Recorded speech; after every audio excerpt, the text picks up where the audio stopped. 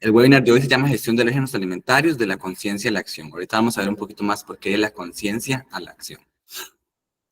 Un repaso de la agenda básicamente, vamos a ver la introducción al tema y la conciencia, definición de alérgenos y síntomas, la alergia alimentaria, la celiaquía y la hipersensibilidad, sus diferencias según el códex, la legislación aplicable y alérgenos obligatorios, etiquetado precautorio de alérgenos, el programa vital y la gestión de alérgenos según FCC 22000 con un enfoque de PDCA, ciclo de Deming. Entonces, cuando hablamos de conciencia, es el conocimiento claro y reflexivo de la realidad. En el tema de alérgenos tenemos que hacer mucha conciencia, tanto de la empresa, con los colaboradores, proveedores, alta gerencia y demás. Porque aunque un producto que tenga algún contacto cruzado con alérgenos sea inocuo para la gran mayoría de la población, no lo es para cierta porción de la población. Y esas personas que tienen alergias pueden tener desde síntomas leves hasta síntomas más graves que pueden requerir hospitalización y puede causar hasta la muerte. Entonces, vamos a trabajar desde la conciencia, vamos a ver el conocimiento, vamos a entender los alérgenos, cómo funcionan, cuáles son y demás, para poder actuar en las organizaciones y evitar que esto suceda.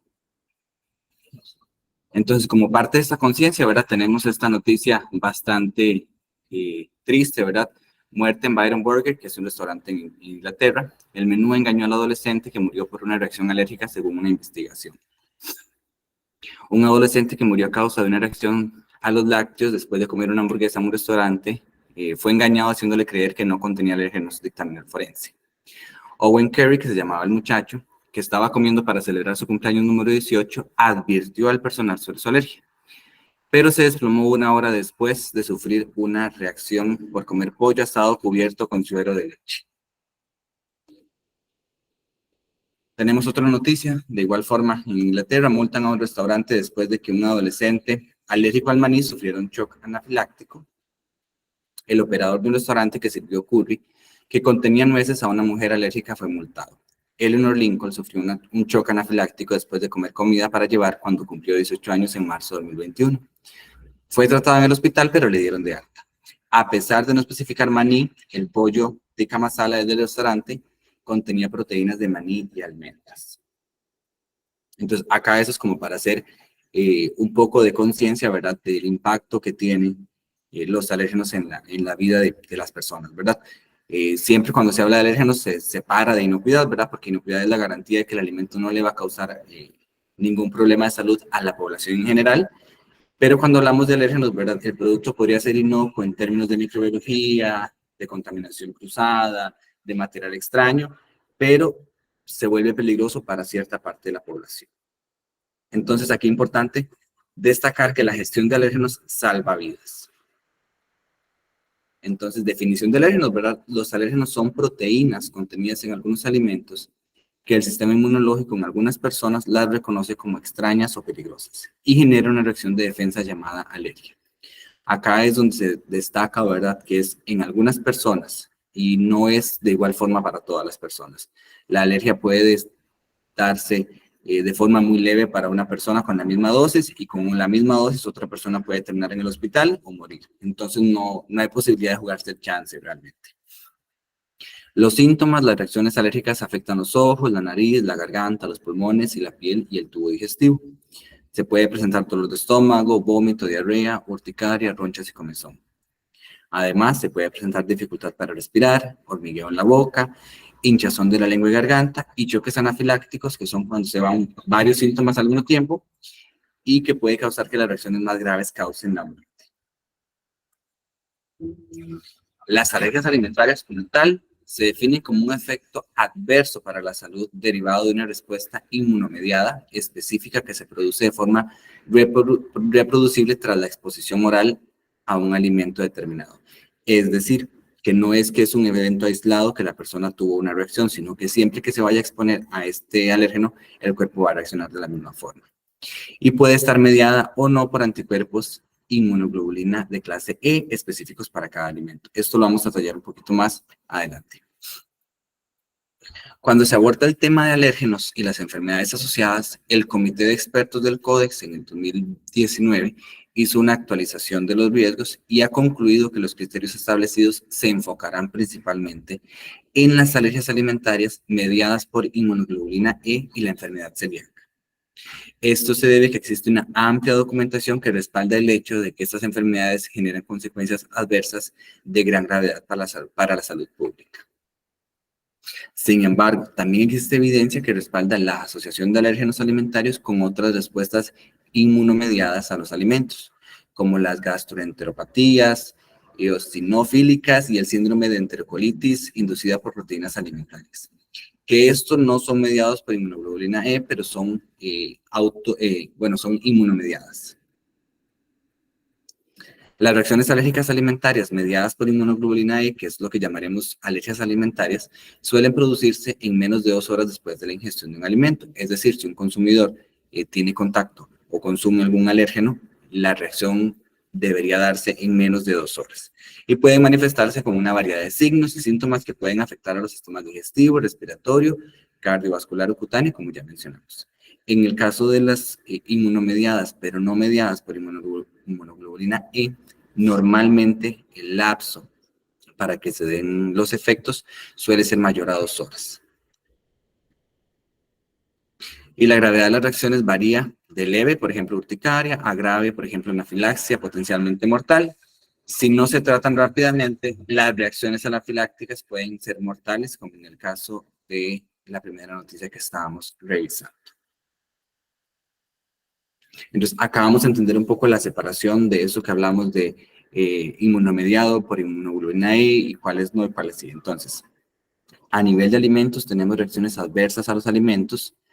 Tenemos las tóxicas que tienen que ver con bacterias, con contaminación cruzada, con inocuidad, con patógenos, que no las estamos abordando en este momento.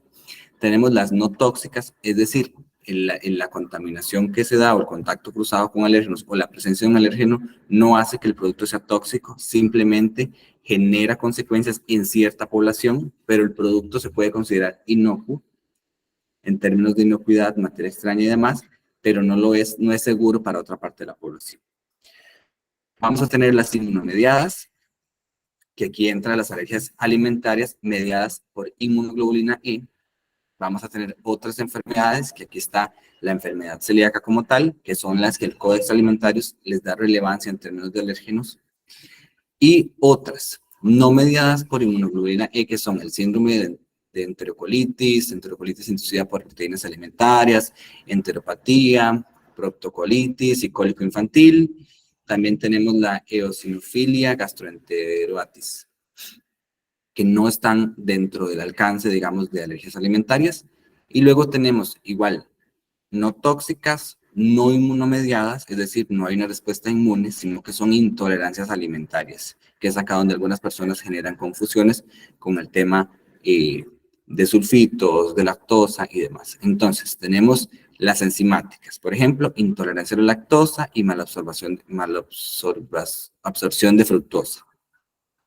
Tenemos también farmacológicos, por ejemplo, reacciones a aditivos alimentarios como los sulfitos, aminas biogenas, histamina, intoxicación por escombroides, tiramina. Y dentro de estas no inmunomediadas también están los indefinidos, por ejemplo, síndrome del intestino irritable y otros trastornos gastrointestinales, que están relacionadas con proteínas, pero no es por un sistema del sistema inmune. Acá es importante hacer la aclaración que normalmente el sulfito se declara como alérgeno en la legislación desde el Manual de Buenas Prácticas de Códex, el Reglamento Técnico Centroamericano para Costa Rica y Centroamérica, la norma mexicana,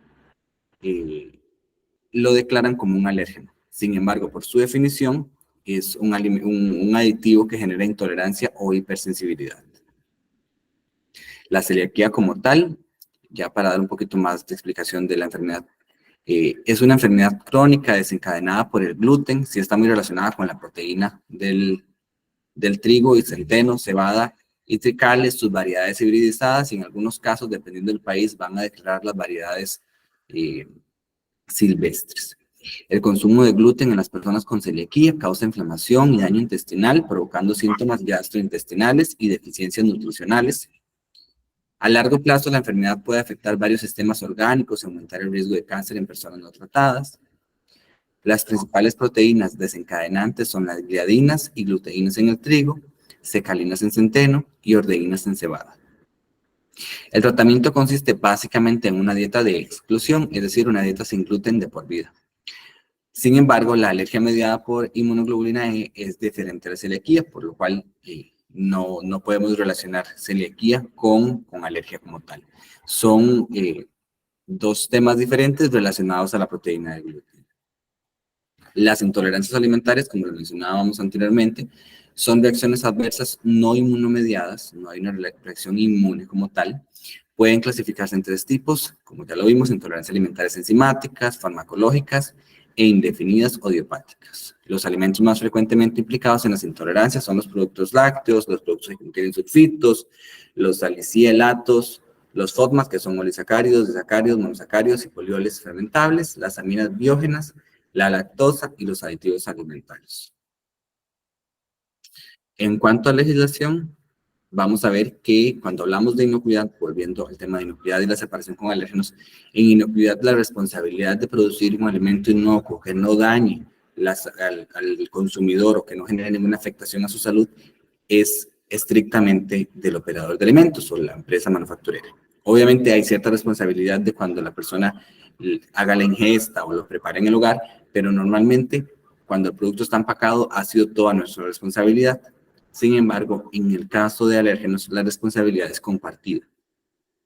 La industria de alimentos, por su parte, debe de ser la declaración obligatoria en el empaque de sus productos, asegurando que no existan trazas por contacto cruzado, en caso requerido utilizar el etiquetado precautorio, diciendo puede contener trazas, que es como la última medida que se utiliza, y el consumidor debe verificar el etiquetado de alérgenos en los alimentos, ¿verdad? Entonces, acá es donde se pueden dar algunos casos.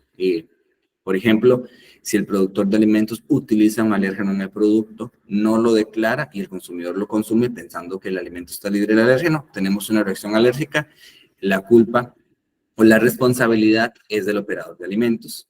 En caso que el operador de alimentos no tenga el alérgeno, no lo declara, el consumidor lee la etiqueta, consume el producto, pero tiene una reacción alérgica porque habían trazas de alérgenos en la manipulación del producto en la empresa, porque no se tenía un control de contacto cruzado, las personas ingresaban a comer con los uniformes, de alguna forma llegó una traza, la responsabilidad sigue siendo de la organización, bueno, de la empresa, porque debe gestionar adecuadamente sus alérgenos e identificar si existen riesgos todavía de que lleguen trazas de alérgenos al producto, y en ese caso es donde utilizaríamos el etiquetado precautorio. ¿Cuáles alimentos declaro? Bueno, esto depende del país de destino del producto principalmente y los reglamentos y las leyes de cada país. En el caso, aquí les presento el caso de Costa Rica y Centroamérica, México y Estados Unidos. En el caso de Costa Rica tenemos el Reglamento Técnico Centroamericano de Etiquetado General de Alimentos Preenvasados. Aquí se declaran, como les mencionaba, se declaran 8 grandes alérgenos y se agrega el sulfito. En el caso de México pasa exactamente, nada más que es la norma oficial mexicana, especificaciones generales de etiquetado para alimentos y bebidas no alcohólicas preenvasados, información comercial y sanitaria. Y en el caso de Estados Unidos, que antes del 2023 se mantenía exactamente igual a México y Costa Rica, para el 2023 realizan una actualización, que ahora vamos a ver que es la incorporación del sésamo, y para ellos es la Ley de Protección al Consumidor y Etiquetado de Alérgenos Alimentarios. Entonces, acá vamos a ver los 8 grandes alérgenos, más los sulfitos, que ya vimos que no son alérgeno, pero igual están dentro de los que causan el 90% de las reacciones graves, y el sésamo, que es específico para el caso de Estados Unidos.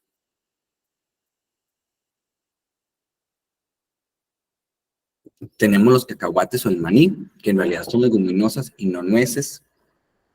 Son una de las principales causas de alergias alimentarias graves. Las reacciones de cacahuates pueden ser potencialmente mortales y desencadenar anafilaxia. Incluso pequeñas cantidades pueden ser peligrosas para las personas alérgicas. Acá reitero que normalmente las personas piensan que es nada más que haya maní, pero podemos tener cantidades desde el tamaño de un grano de sal o de un grano de azúcar. Eso es suficiente para que una persona tenga una reacción alérgica dependiendo de su hipersensibilidad. Luego tenemos las nueces de árbol. Esto incluye nueces como almendras, nueces de Brasil, anacardos, avellanas, pecanas, pistachos y nueces. Las alergias a las nueces pueden ser graves y también desencadenar anafilaxia. Productos lácteos, leche, suero de leche, caseína específicamente. La alergia a la leche afecta a muchas personas, especialmente a los niños. Esta alergia se produce debido a una reacción inmunitaria a las proteínas de la leche, como son la caseína y la lactoalbumina. Los síntomas pueden variar desde leves, como urticaria y picazón, hasta graves, como dificultad para respirar y anafilaxia. Tenemos el huevo y sus derivados. La alergia al huevo se produce cuando el sistema inmunológico reacciona a las proteínas presentes en el huevo, principalmente en la albumina. Productos de soya, específicamente la proteína. Acá es importante hacer la aclaración que normalmente, específicamente en el caso de la regulación mexicana, se declara la soya, entre paréntesis, que el aceite no se va a declarar como alérgeno. Sin embargo, se debe tener suficiente seguridad para declarar que un aceite no tiene trazas de proteínas de soya que no puedan causar una enfermedad. La soya es una legumbre que se encuentra en muchos alimentos procesados. Las personas alérgicas a la soya pueden experimentar síntomas que van desde urticaria hasta problemas gastrointestinales y los graves anafilaxia, como en los demás casos de alérgenos. Trigo, normalmente se declara el trigo, pero realmente es trigo y cereales con gluten como cebada y centeno y en algunos casos avena. La alergia al trigo se debe generalmente a una proteína llamada gluten, aunque no debe confundirse con la celiaquía, que ya lo vimos, que es una reacción autoinmune al gluten. Las alergias al trigo pueden causar una variedad de síntomas, desde erupciones cutáneas hasta problemas gastrointestinales. En el caso del pescado, las alergias al pescado pueden ser a dos tipos principales de pescado: pescado blanco, como el bacalao y la merluza, y el pescado azul, como el salmón y el atún. Los síntomas varían desde leves hasta graves y las alergias al pescado pueden surgir en cualquier momento de la vida.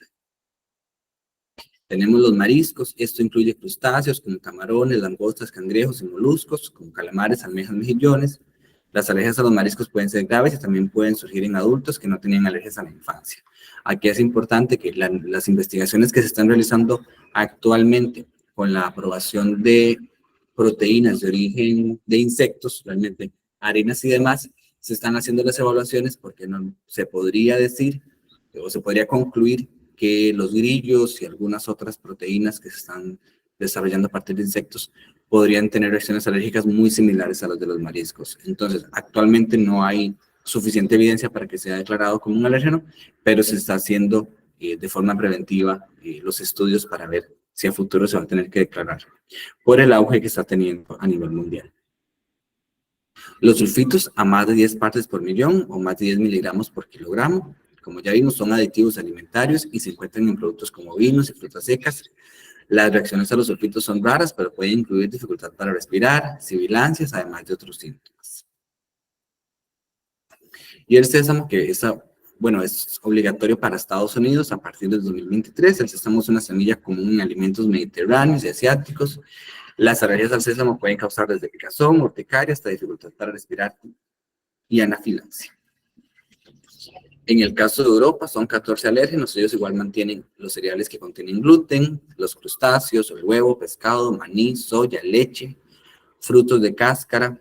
Aquí se declaran igual cuáles van a declarar: almendras, avellanas, nueces, anacardos, pecanas, nueces de Brasil, pistachos, nueces de macadamia o nueces de Australia. Agregan al apio, a la mostaza, tienen el sésamo. En cuanto a los químicos, digamos, tienen los sulfitos y tienen el dióxido de azufre, de igual forma a más de 10 miligramos por kilogramo o litro. Agregan los altramuces y separan los moluscos de los crustáceos, por lo cual tienen 14. En el caso de Brasil, igual mantienen el trigo, los crustáceos, los huevos, los peces, el maní o cacahuates, la soya, la leche. En este caso se especifica que es la leche de todas las especies de animales mamíferos.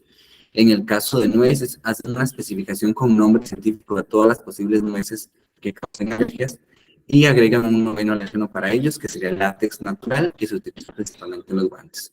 Por lo cual es muy normal que a nivel de sistemas de gestión de inocuidad de calidad no se permita el uso de látex en plantas de alimentos. En el tema de gluten, tanto para temas de alergias como celiaquía, productos gluten free, existe una normativa para alimentos para regímenes especiales para personas con intolerancias al gluten del Códex Alimentarios, que dice que para que un alimento se declare libre de gluten o gluten free, tiene que tener menos de 20 partes por millón de gluten. En caso que tenga de 20 a 100 partes por millón, se considera bajo residuo de gluten o low gluten.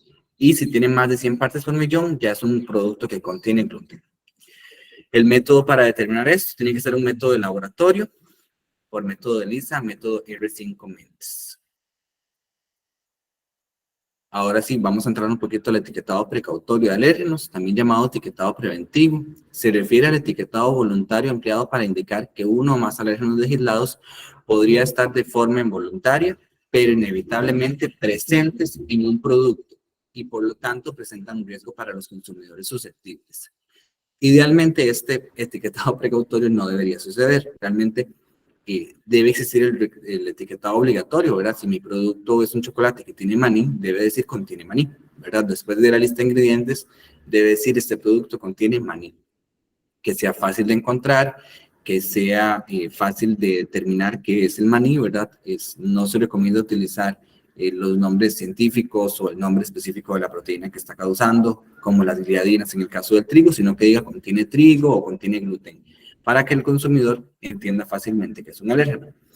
Este etiquetado precautorio es la última medida, y así lo dice FCC 22000, debe ser la última medida que usted va a utilizar cuando ya usted no puede asegurar que el contacto cruzado no se vaya a dar. Cuando usted ha implementado medidas y aún así el análisis de riesgo dice que existe la posibilidad de que exista contacto cruzado, ahí es donde lo aplicas. Pero hasta ese momento el etiquetado precautorio estaba muy abierto. Entonces pasaba que muchas personas tenían un mal manejo de alérgenos y decían, no, pero ponemos que puede contener. Entonces es normal que uno, bueno, acá en Costa Rica uno encuentra panadería que dice en el etiquetado, este producto puede contener trazas de pescado, maní, nueces y otros. Hay unos que uno entiende, ¿verdad? Que pueda tener nueces, que pueda tener leche, porque es un producto de panificación, pero que tenga pescado, uno dice, ¿cómo una panadería de pescado, verdad? Entonces, ahí es donde hay un descontrol y ahorita vamos a ver cuál es la nueva guía o idea que se está buscando.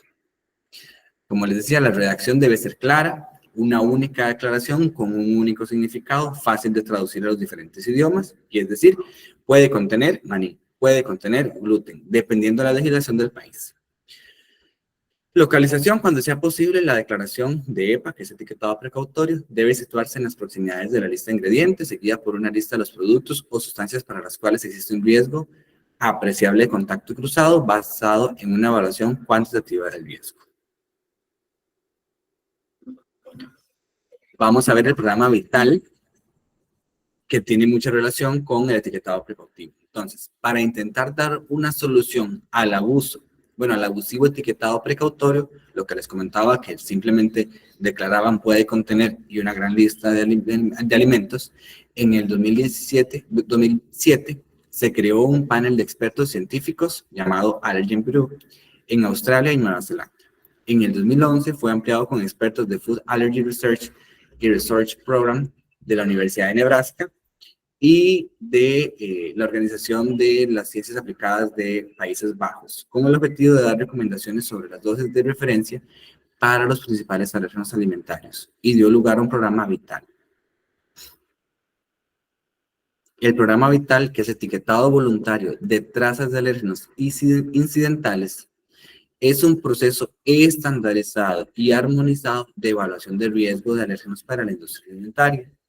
El programa Vital se desarrolló para poner a disposición una única declaración de precaución estandarizada y simple para ayudar a los productores de alimentos a presentar consejos sobre alérgenos de manera consciente a los consumidores alérgicos.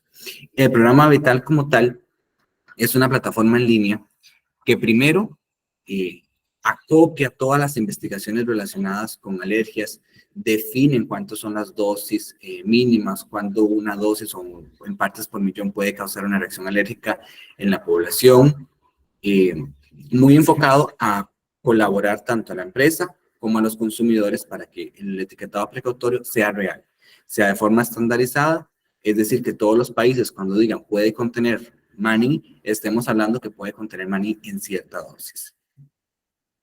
El programa como tal tiene un sistema en línea que es de pago, donde ayuda a las empresas a realizar análisis de riesgo y a cuantificar cuál sería el riesgo de concentración en partes por millón del alérgeno.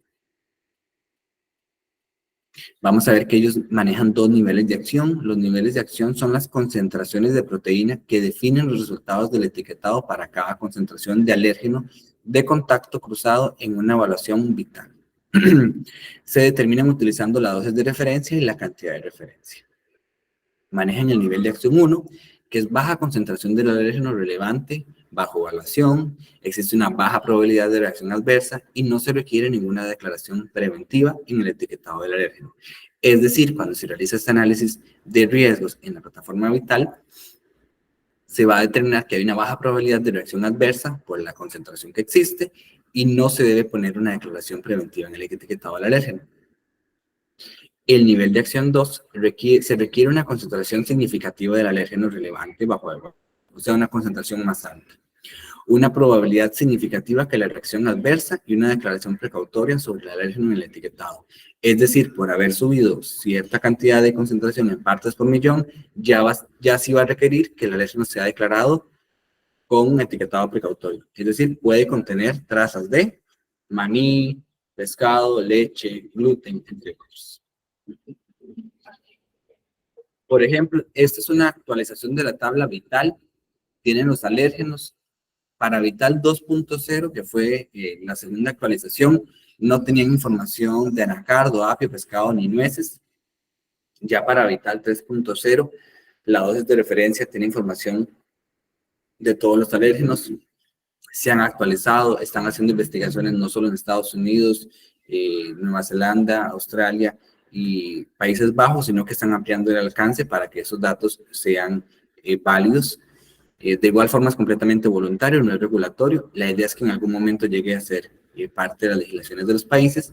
Y acá en la tercera columna, bueno, en la cuarta columna, ya colocan los niveles de acción en partes por millón para una porción de 100 gramos. Entonces, lo que quiere decir es que si usted cuando registra su producto en la plataforma Vital, desarrolla el análisis de riesgo, con ellos cuantifican la posible concentración en partes por millón de contacto cruzado. Si está por debajo de este nivel de acción en partes por millón, no se debe declarar. Si es mayor, sí se va a tener que declarar. Lo que busca es armonizar que todos los productos a nivel mundial, cuando tengan una declaración precautoria de alérgenos, estemos hablando de las mismas concentraciones. Para ello, han desarrollado como un árbol de decisión para poder llegar con la información cuantitativa, ver si se requiere o no la declaración. Entonces, al inicio dice impacto de los ingredientes e impacto del proceso.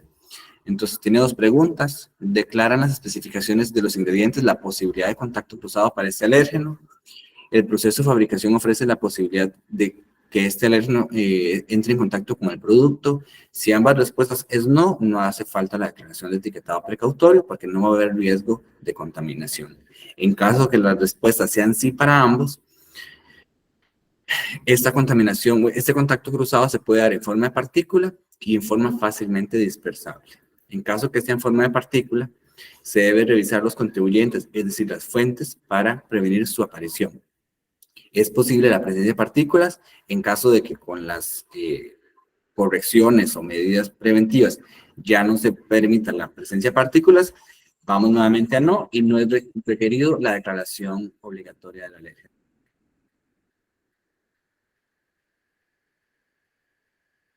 Acá. En caso de que sí, es decir, que aunque hayamos implementado medidas correctivas para evitar que esa partícula esté, aún así es posible su presencia, vamos a pasar una declaración de etiquetado precautorio de alérgenos requerida. Luego, cuando el producto o el contacto cruzado va a ser en forma fácilmente dispersable, se debe determinar el alérgeno de contacto cruzado en el producto final a partir de los ingredientes y del proceso de fabricación. Se deben comparar las concentraciones de alérgenos en el producto final con la cuadrícula vital, que ya vimos anteriormente. Y aquí es donde se dice, el alérgeno supera el nivel de acción 1, es decir, la cantidad mínima.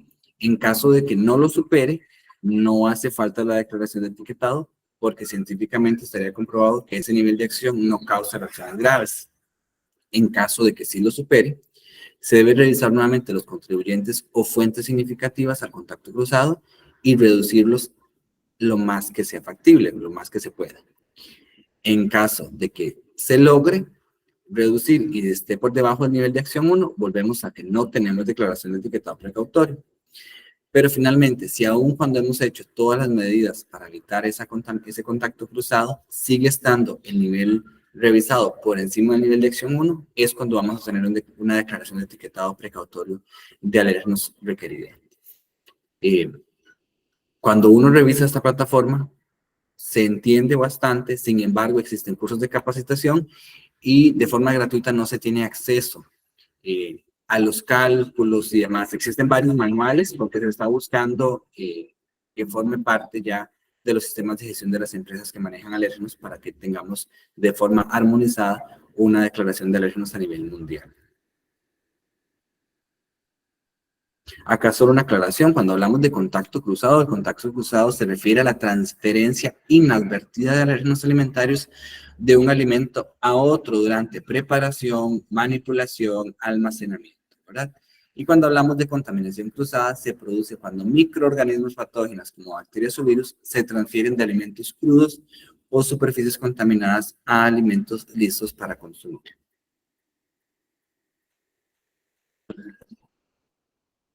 Y ahora sí, vamos a la tercera etapa del webinar como tal. Vimos la parte de conciencia con la parte de noticias, ¿verdad? Del impacto que puede tener una mala gestión de alérgenos. Tenemos la parte de conocimiento, que ya vimos los alérgenos, de dónde nace su clasificación, la legislación que puede aplicar a cada país, etiquetado precautorio, que es igualmente relevante, el proceso vital, que es un proceso que viene a normar y armonizar el etiquetado precautorio. Y ahora vamos a ver la gestión de alérgenos según el requisito 256 de FCC 22000 versión 6. Como la FCC 22000, al igual que las ISO, manejan un enfoque de planificar, hacer, verificar y actuar, o plan do check and act, vamos a gestionarlo de igual forma. Entonces, cuando hablamos de planear, en esta fase se debe planificar cómo se abordarán los requisitos de gestión de alérgenos. Esto implica la definición de los objetivos, las estrategias y los procesos necesarios. Aquí se establecen los fundamentos de la gestión de alérgenos de mi organización. El primer paso es la identificación de los alérgenos. El primer paso es crear una lista de todos los alérgenos que se manipulan en las instalaciones, tanto en las materias primas como en los productos terminados. Esto cubre el punto A del requisito 256. ¿Qué es importante acá? Pedir cartas a los proveedores sobre el contacto cruzado o la garantía de que no contiene alérgenos o no existe la posibilidad de contacto cruzado en las bodegas de almacenamiento de los proveedores. Si es posible y si se evalúa que existe un riesgo, vale la pena también implementar auditorías a estos proveedores basados en un riesgo de contaminación por alérgenos. Análisis de riesgo. Llevar a cabo un análisis de riesgo que abarque todas las fuentes potenciales de contacto cruzado por alérgenos. Punto B. Aquí incluyen que se comparten equipos, se comparten áreas de almacenamiento, que tenemos ingreso personal de visitantes, dónde están las áreas de consumo, el personal se quita el uniforme para realizar la ingesta de alimentos, dónde está la lavandería, todo lo que tenga que ver con el análisis de riesgo de cómo puede ser o cómo podrían llegar alimentos alérgenos de un alimento a otro, ¿verdad? Las superficies, los procesos de limpieza, las áreas más difíciles de limpiar y demás. Medidas de control, identificar e implementar medidas de control para reducir o eliminar los riesgos de contacto cruzado basados en los resultados del análisis de riesgo. Es decir, si identificamos que la limpieza es una limitante, entonces vamos a establecer medidas de control para realizar una limpieza profunda, validar la limpieza y demás. Validación y verificación. Establecer procesos para la validación y verificación de las medidas de control siempre va a ser importante que estén planificadas. La capacitación del personal. Acá esto es sumamente importante. Y de igual forma, hacer conciencia, dar conocimiento y generar acción. Planificar la capacitación. La capacitación de todo el personal sobre la toma de conciencia de los alérgenos y las medidas de control de alérgenos relacionados con su área de trabajo. Ese es el punto F de los requisitos de la norma. Acá es muy importante primero que las personas conozcan cuáles son los alérgenos, conozcan cuáles son los alérgenos del país de destino. Yo siempre les digo a mis colaboradores que ellos pueden traer a su hora de almuerzo todos los alérgenos.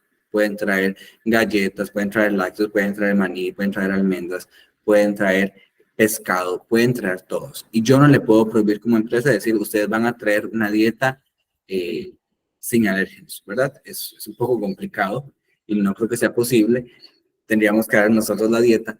Entonces, el riesgo siempre va a existir. Acá nos toca a nosotros, ¿verdad? Como primero con capacitación para que las personas hagan conciencia de que esto puede generar impactos en la salud del consumidor, en la imagen de la empresa, para que no se dé la contaminación, el contacto cruzado, perdón.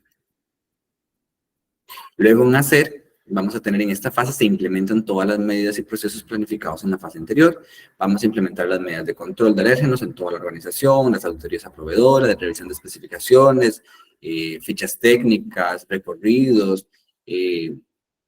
validaciones, muestreos y demás.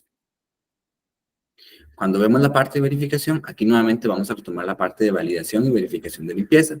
Aquí se verifica si las medidas están funcionando según lo planteado y si se están cumpliendo los requisitos de gestión de alérgenos. Vamos a realizar ensayos de verificación con una frecuencia basada en el riesgo. Vamos a evaluar la eficacia de las medidas de control existentes. Eso es la validación. Vamos a analizar los datos de verificación por tendencias. Es decir, la información que generemos, vamos a tener un sistema que nos analice y nos pueda también dar una idea de cómo estamos en cuanto al riesgo de contacto cruzado con alérgenos.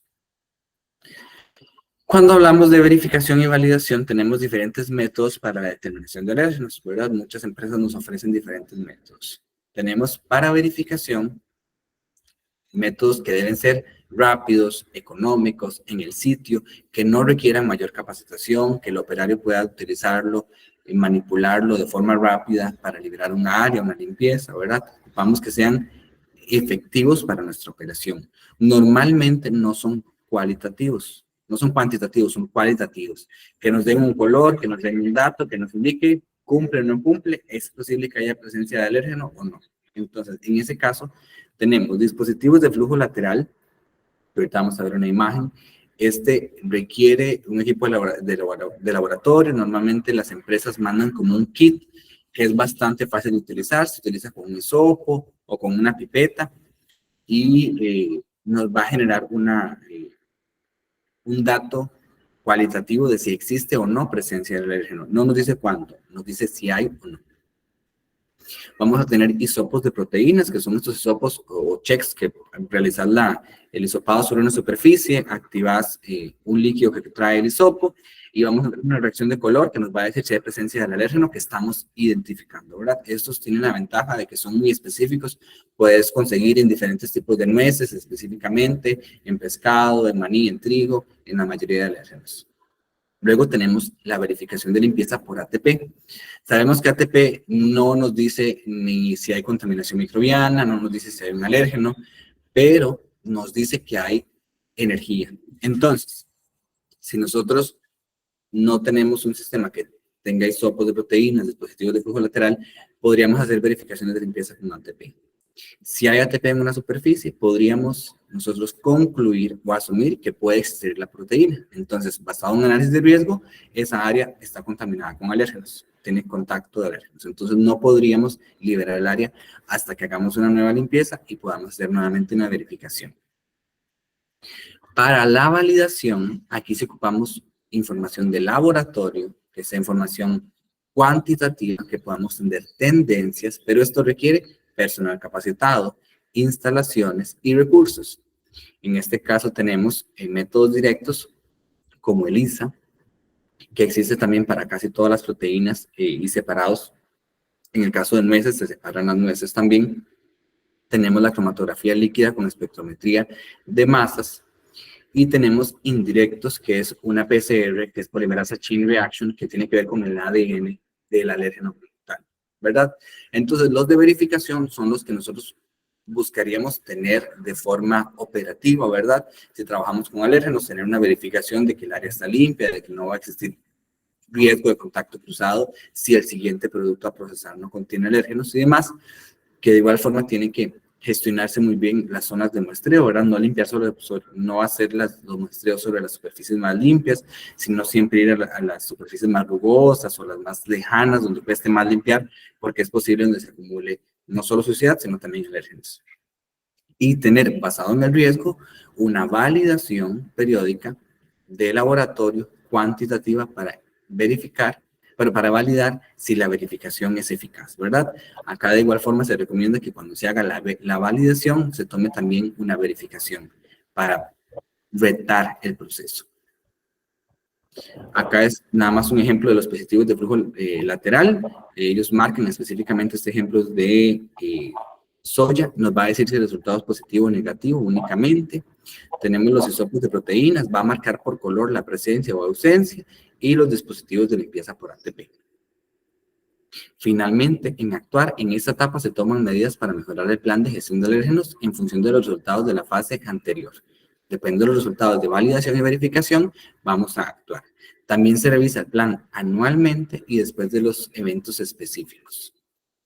Entonces, acá vamos a tener una revisión anual del programa de gestión de alérgenos que cumpliría el punto G del requisito 256 de FST 22000 versión 6.